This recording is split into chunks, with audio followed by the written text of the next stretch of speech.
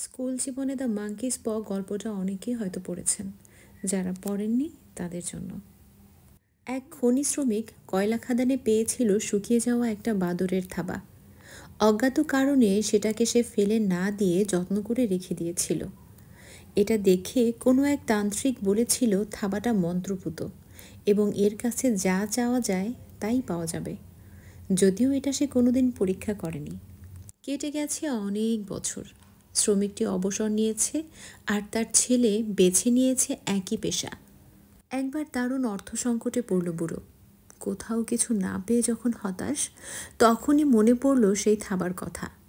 এক দুপুরে আলমারি থেকে বের করে সবাইকে লুকিয়ে ওটা নিয়ে শটান ছাদে উঁচু করে তুলে ধরে চিৎকার করে বলল, 1,00,000 ফ্রা।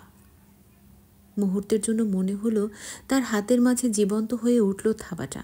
আর তারপর দিনের শেষে কড়া নাড়ার শব্দে দরজা খুলল বুড়ো। দেখে সামনে দাঁড়িয়ে খনি ম্যানেজার।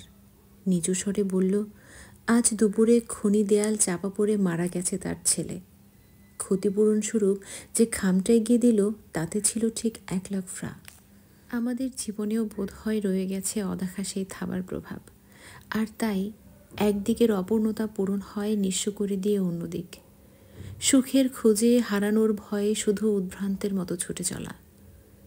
হেথা নয় হোথা নয়, অন্য কোথা, অন্য কোনোখানে।